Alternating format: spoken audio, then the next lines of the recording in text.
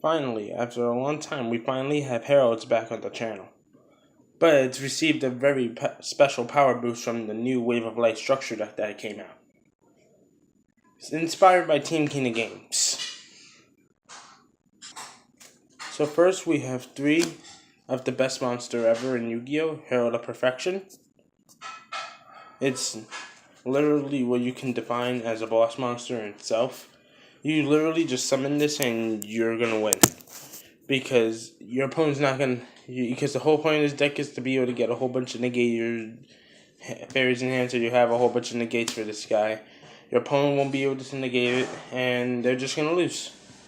Because they're not gonna be able to get past Herald. And if you can't get past Herald, you can't win the game. So, there's that. Triple Ben 10 because this is literally the Strauss of the entire deck. If you're not running triple Ben 10, there's actually something wrong with you. And then you have triple Galdagra. What's going to differ from me and TeamKingOfGames build is that in his version of this particular profile, he chose to go for the Brethren build. In my version, I choose Galdagra because Galdagra just adds on to the Herald plays even further. And now you have link format here. You don't have to be afraid of using Galdagra anymore because you can just link them off the board, so you won't have to do summon alternative attack over Galdagra for game or nonsense like that. You won't have to deal with that anymore. So Galdagra is just a broken card considering all odds that you can also send. And you can actually send either 1 or 2 of these to the graveyard. This will allow you to pop a card in the field. So if you're dealing with anti-spell, you can use this, send this to graveyard, pop anti-spell or Imperial Order, and you won't. Or you can use it as a bait for a strike that you know is set face down. And then you have this, which is another Stratos for your entire deck. Because you use rituals and you want to abuse rituals to the fullest and the highest of their potential. So that's why we're running Gildagras in here. Gildagra allows the deck to have a lot more 2-card combos than what the deck has ever had before. Next, you have your 3 stick and 3 chair in the deck. Stick and chair is the only downfall of this is when you see stick chair and Gildagra in the same because and I guess in that scenario you would summon Gildagra if you're going first, but you'll go for stick chair if you're going second. Because going second is more efficient with the stick chair combo because you'll be able to pop cards on your opponent's side of the board so your Herald won't get striked or warned or anything like that. And perhaps the worst way to go for Herald is Manju, but it's still a way to access Herald. Manju is more powerful in the scenario that you have Ties of the Brethren, but still, Ties of the Brethren is not as powerful as it used to be for this deck because Trickstars are a thing now, and the whole point of Ties of the Brethren is to be able to go for Herald and Barrier Statue. No one's using Light Kaiju, so generally you won't have to worry about Kaijus ever again, but Trickstars can still play under Barrier Statue. Under Archlord Christia, unless if they're running Dracos or some normal summon deck, they literally cannot play the game at all. Because they can't even summon their monsters through this, let alone being able to have the negates to bait out Heralds. When you're floodgating the board, you're rendering a whole bunch of cards in their hand useless already. So already you're gonna have more negates than what they have cards that they can use to bait out those negates, which is gonna result in a very easy win. And then the standard double Honest, because Honest is a broken card. It came back to 3, but I personally prefer 2 over 3 because 3 bricks too much. And then in the honor of TeamKingOfGames, we're including his new engine, Eva, Herald of Orange Light, and Cyber Petite Angel. This allows you to have more negates than what you actually have in your hand, because once you negate with this nets you 2 more negates. So this card, which is normally which would be 1 negate, actually counts as 3 negates total, which is absolutely insane by theory, considering how this deck runs. If you saw Team King of Games Herald Eva stun deck profile, you would see that he was running not Cyber Angel, Power Angel Valkyria.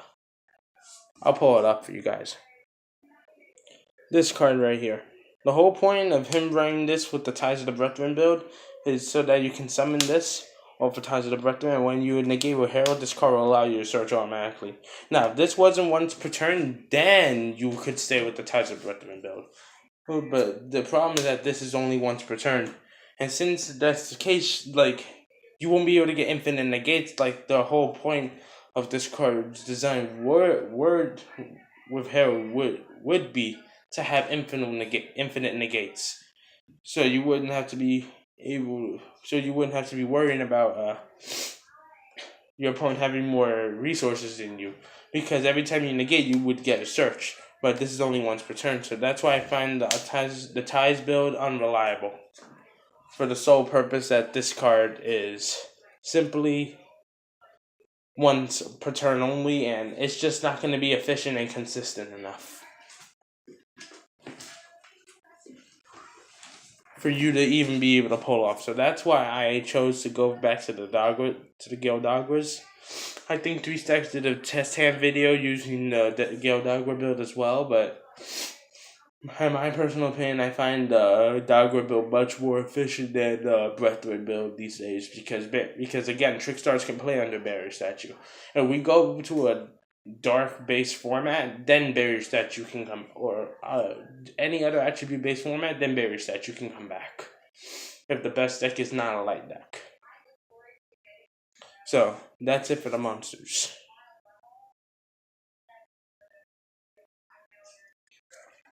For the spells, it's going to be standard. I shouldn't have to explain this. 3 Ritual Sanctuary. I shouldn't have to explain this. I shouldn't have to explain this, and this. These cards, I shouldn't even have to explain why you're running them in the deck. Soul Charge, 3 Stacks forgot to put his Soul Charge in his list. So I personally feel that Soul Charge is a staple in Herald. It's the 41st card of the deck, so it allows you to have Desires go off a lot more consistently, because I feel 3 Desires doesn't work in a 40 card deck. You need 41 or 42 cards for Desires to actually work in the deck, in my personal opinion, so to speak. So that's it for the main deck, because you don't run traps. So now for the extra deck, we're running 2 Herald of the Arclight. This guy is absolutely insane. You can actually tune him out, because let me give you a scenario that actually happened one time. I went for the Eva play, right? I had Eva in the graveyard. I ended up negating with both of these in the graveyard. I had Herald on the field already, right?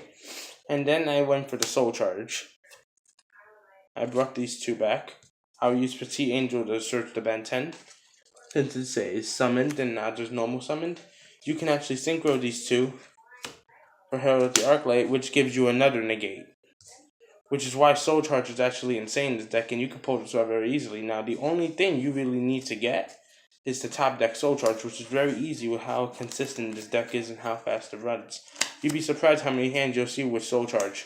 Another thing you can do, which the next synchro we play is Omega, you can actually tune Orange Light and Perfection for Omega and just start taking cards out of their hand right away. So you have lots of options here.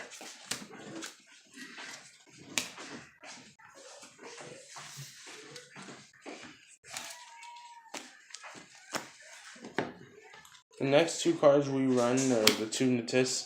Again, Gale Dogra, the same reason why we're running the Arclights. And you can also pitch Omega off of the Gale Dogra as well if you have a banished card that you really need to get back. If you have a card in the graveyard you will really love to get into your deck right back. Let's say you need to get a Dawn of the Herald in your graveyard back into your deck. Then you can just pitch that to graveyard and you'll be able to get it back into your deck using his effect. And you could do that more once because that effect is not once per turn, and Gale Doggo is not once per turn, so you could dump him twice or do crazy plays like that. And then we run 2 links, Proxy and Decode. You could run Firewalls, Baguskas, and things like that, but I feel find that unnecessary, in my personal opinion, because you just want to summon Herald and Stun. You don't want to do all those extra crazy shenanigans. Decode Talker is just like a toss-in, really. Proxy is for the combo of Christia, Herald, Lock. You run Ouroboros, Black Trishula as 3 stacks for Column, Deltros, Diamond, M7. Then you run Abyss Dweller in order to stop Dracos from being a threat, or Burning Abyss, or any graveyard deck in general. And then you run Utopia package because why not? It's a 5,000 beat stick for 2 battles, and it prevents your opponent from using cards or effects during the battle phase, making it entirely broken. Now for the side deck. 3 Denko Sekka, which means no counter traps ever again against Herald, because you just summon that and it's an easy win from there on out. You think your opponent thinks that they're gonna be able to floodgate you anti-spell? Well, Zaphion says hello. All of their continuous spells and traps, and if they're using pendulums, will go back into the deck. Dealing with a masterpiece? Kaiju. It's simple. Just summon the Kaiju and that's it. You got Maxi in here as well. Also, if I had the Gammas, I'd be playing the Gammas in the side deck. I'd probably take out either Denko or Zaphion for some Gammas in the side deck in order to deal with Ash Blossoms. But generally, you would be wanting to be playing Gammas in your side deck so you can work around Ash on pre-prep or Droll Lockbird on pre-prep or some shit like that. Then you play your Regeki, Dark Hole, and Triple Twin Twisters. You can also side rot Spear Modes in here as well. But again, it's up to personal preference. We're going to do some test hands real quick. This showcased absolute madness and consistency and boards that you can make with this deck. And again, if I had the Gammas, I'd be playing the Gammas in here as well, because again, the Gammas just make it impossible for your opponent to Ash pre-prep or draw Lockbird you. And another reason that you're playing Omega, you can play Omega in the extra deck, is because if you Gamma on your turn, which is what's going to happen most of the time, then you're going to be able to sync for Omega. And when you sync for Omega, some crazy things are going to happen there, because then you're going to have Omega take out a card, Ouroboros take out another card, and if you're using Saphira, take out another card. Your opponent only has 2 cards, and you're going to have 3 or 4 negates guaranteed in your hand, and your opponent will never be able to play under Herald. And chances are, if your opponent has Strike in their deck, one of those 3 cards that you took out of their hand, there's a 60% chance that it's a Strike. If they happen to have the Strike in their hand.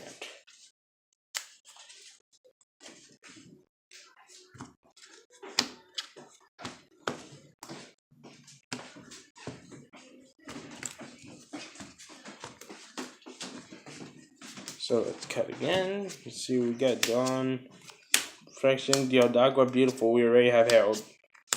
Damn, we got Gildagua twice. But it doesn't matter. Let me showcase what you can do with this hand. Because this is what you get for pre-prep. So now I get to showcase a 2-card combo. Where are my arc lights? Right here. Dump these 2 to the graveyard by paying 6,000 life points. Yada, yada, yada. You're going to search Ben 10 and another one of Herald's Ritual spell. This is the only ritual deck that actually has a lot of these irritating 2-card combos.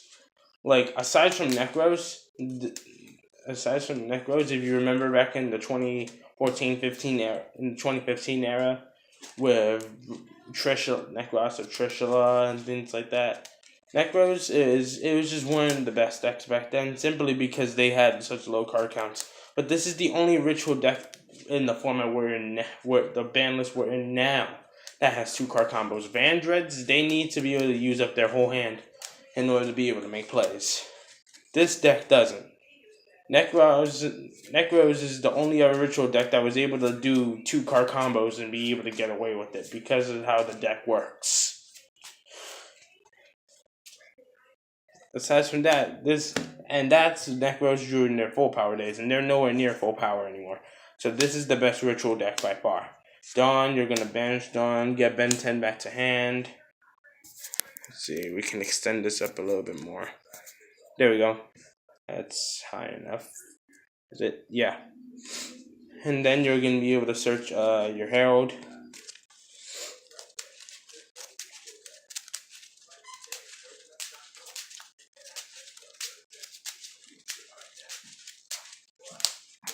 This is generally the 2-card combo you would use in this deck. You have to be done. Perfection. This time you're not going to banish the Ben 10. You're going to leave it in graveyard. So you can search Christia. See, even hands that are bleh are going to end on Herald and Christia lock. And at that point, your opponent's going to have the strike. By force.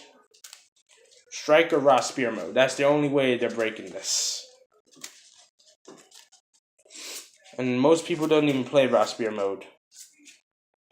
That's the funny thing. Most people aren't even siren or maining raw spear mode.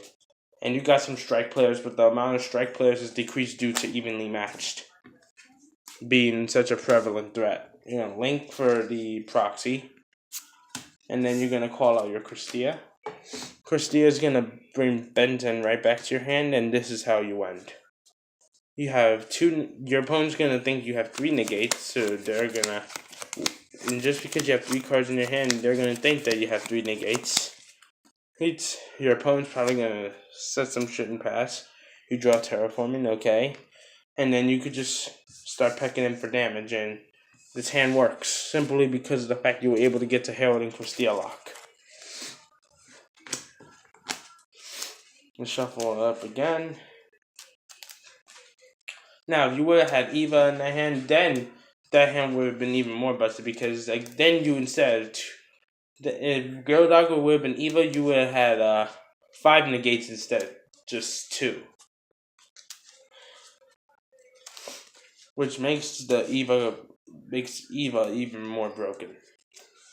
Let's draw. We drew one of the targets. Oh well.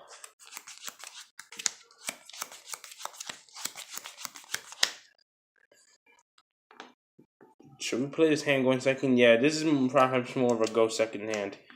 There we go. The one card we need. I suppose we'll Terraforming first in order to try to bait out the Ash. Again, all test hands are assuming that your opponent doesn't have hand traps.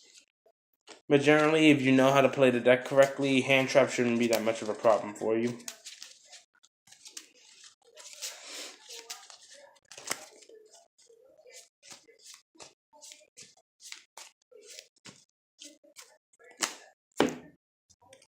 And with this, you have Herald and Christia lock again.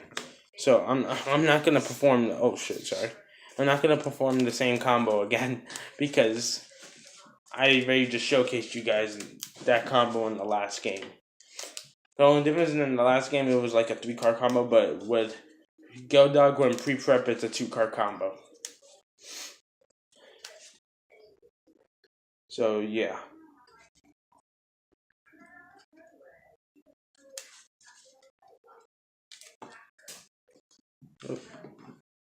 Pick that up. Let's draw.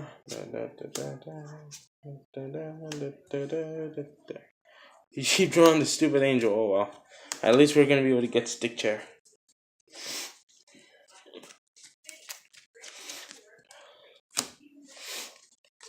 Again, the worst possible hands are guaranteed to end on Herald. You're gonna go for it, banish, search the stick. You can go for the Eva search as well, but again, you want to be able to get some more pluses. Pluses are everything in Yu-Gi-Oh! Yeah, stick chair. Oh, now we draw Eva, right? Freaking Jews.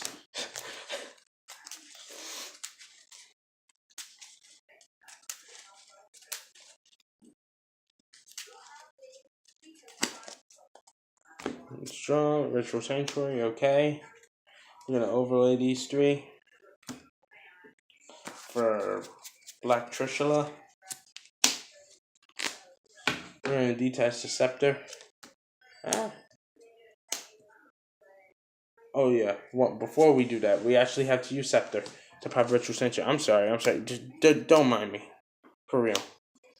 I'm just blundering this so horribly right now.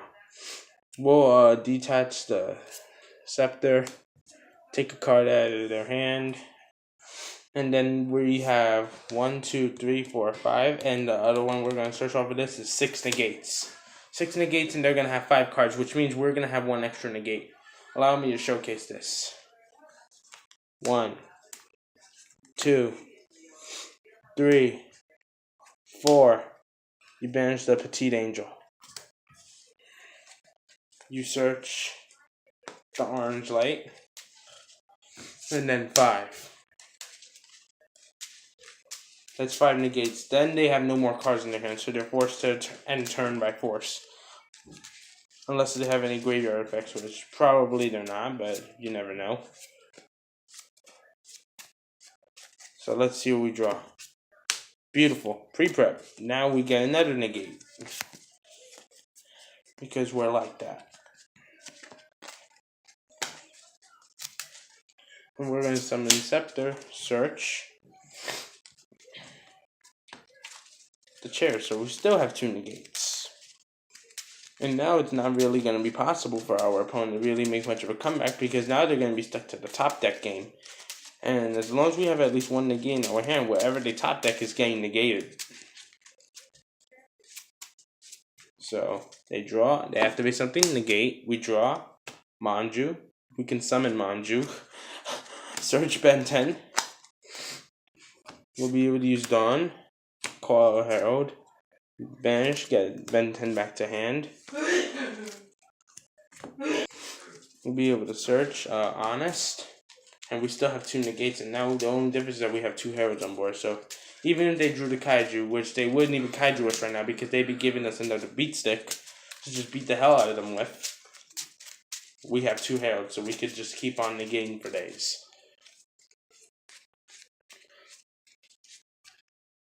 And then next turn, so then we can just like negate with Honest because we don't even care anymore. Next turn we draw Geldagra, which is actually not bad because we still have our full 8,000, so we can actually summon Geldagra.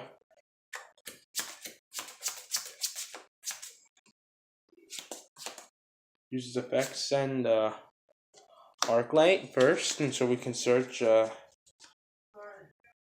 another Herald, so we can make that a negate. Let me see something. You pay 3,000 again, so we can just have himself blown up. So they won't be able to go alternative attack again. Or instead, you can do that, or you can actually send Omega to the graveyard in order to be able to get some graveyard plays later on. Like for instance, let's say you want to, I don't know,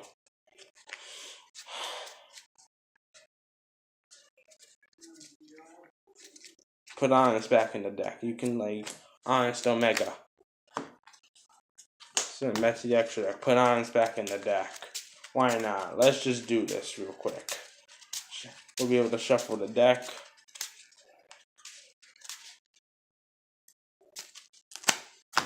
And then our opponent's going to take their turn. They're going to try using their card. We're going to negate that as well. And the next turn, boom, voila, another a fucking Honest. So ironic, isn't it? At this point, you'll just be able to put these guys in attack mode. I don't know, just banish something out of the graveyard and just go in for game at that point, because they're not going to be able to have anything. If they have a defense, Honest gets over anything. So, yeah, guys, I hope you enjoyed this deck profile. Don't forget to like, share, and subscribe. And check out the Team King of Games channel as well. Peace out.